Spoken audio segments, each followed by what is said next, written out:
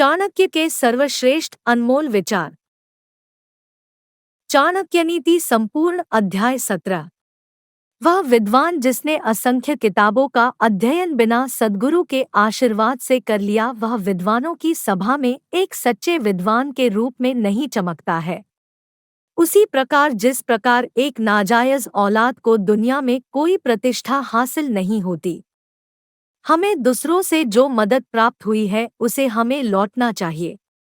उसी प्रकार यदि किसी ने हमसे यदि दुष्टता की है तो हमें भी उससे दुष्टता करनी चाहिए। ऐसा करने में कोई पाप नहीं है। वह चीज जो दूर दिखाई देती है, जो असंभव दिखाई देती है, जो हमारी पहुंच से बाहर दिखाई देती है, वह भी आसानी से हासिल हो सकती है यदि हम तप करते हैं, क्योंकि तप से ऊपर कुछ नहीं। लोभ से बड़ा दुर्गुण क्या हो सकता है? पर निंदा से बड़ा पाप क्या है?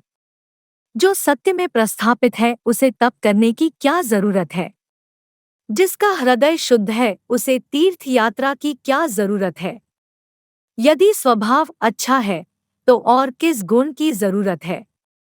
यदि कीर्ति है तो अलंकार की क्या जरूरत है? यदि व्यवहार ज्ञान है तो दौलत की क्या जरूरत है? और यदि अपमान हुआ है तो मृत्यु से भयंकर नहीं है क्या? समुद्र ही सभी रत्नों का भंडार है। वह शंख का पिता है। देवी लक्ष्मी शंख की बहन है। लेकिन दर दर पर भीख मांगने वाले हाथ में शंख लेकर घूमते हैं। इससे यह बात सिद्ध होती है कि उसी को मिलेगा जिसने पहले दिया है। जब आदमी में शक्ति नहीं रह जाती वह साधु हो जाता है। जिसके पास दौलत नहीं होती वह ब्रह्मचारी बन जाता है, रुग्ण भगवान का भक्त हो जाता है। जब औरत बूढ़ी होती है तो पति के प्रति समर्पित हो जाती है। सांप के दंश में विष होता है, कीड़े के मुंह में विष होता है, बिच्छू के डंक में विष होता है, लेकिन दुष्ट व्यक्ति तो पूर्ण रूप से विष से भरा होता है। जो स्त्री अपने पति की सम्मति के बिना व्रत रखती है और उपवास करती है, वह उसकी आयु घटाती है और खुद नरक में जाती है। स्त्री दान देकर, उपवास रखकर और पवित्र जल का पान करके पावन नहीं हो सकती। वह पति के चरणों को धोने से और ऐसे जल का पान करने से शुद्ध होती है। एक हाथ की शोभा गहनों से नहीं दान देने से है। चंदन का लेप लगाने से नहीं, जल से नहाने से निर्मलता आती है। एक व्यक्ति भोजन खिलाने से नहीं, सम्मान देने से संतुष्ट होता है। मुक्ति खुद को सजाने से नहीं होती, आध्यात्मिक ज्ञान को जगाने से होती है। टुंडी फल खाने से आदमी की समझ खो जाती है। वचमूल खिलाने से लौट आती है। औरत के कारण आदमी की शक्ति खो जाती है, दूध से वापस आती है। जिसमें सभी जीवों के प्रति परोपकार की भावना है, वह सभी संकटों पर मात करता है और उसे हर कदम पर सभी प्रकार की संपन्नता प्राप्त होती है। वह इंद्र के राज्य में जाकर क्या सुख भोगेगा?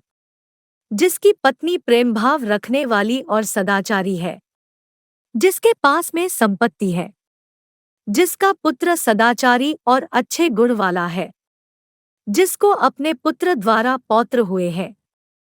मनुष्यों में और निम्न स्तर के प्राणियों में खाना, सोना, घबराना और गमन करना समान है। मनुष्य अन्य प्राणियों से श्रेष्ठ है तो विवेक ज्ञान की बदौलत। इसलिए जिन मनुष्यों में ज्ञान नहीं है वे पशु है। यदि मदमस्त हाथी अपने माथे से टपकने वाले रस को पीने वाले भौरों को कान हिलाकर उड़ा देता है तो भौरों का कुछ नहीं जाता, वे कमल से भरे हुए तालाब की ओर खुशी से चले जाते हैं। हाथी के माथे का श्रृंगार कम हो जाता है। ये आठों कभी दूसरों का दोहक नहीं समझ सकते। 1 राजा 2, वेश्या 3, यमराज 4, अग्नि 5, चोर 6, छोटा बच्चा 7, भिखारी और 8, कर वसूल करने वाला। हे महिला, तुम नीचे झुककर क्या देख रही हो? क्या तुम्हारा कुछ जमीन पर गिर गया है? हे मूर्ख, मेरे तारुण्य का मोती न जाने कहाँ फिसल गया। हे केतकी पुष्प, तुम्हें तो कीड़े रहते हैं, तुमसे ऐसा कोई फल भी नहीं बनता जो खाया जाए। तुम्हारे पत्ते कांटों से ढके हैं, तुम टेढ़े होकर बढ़ते हो, कीचड़ में खिलते हो, कोई तुम्हें आसानी से पा नहीं सकता। लेकिन तुम्हारी अतुलनीय खुशबू के कारण दूसरे पुष्पों की तरह सभी को प्रिय हो। इसीलिए एक ही अच्छाई अनेक बुराइयों पर भारी पड़ती है।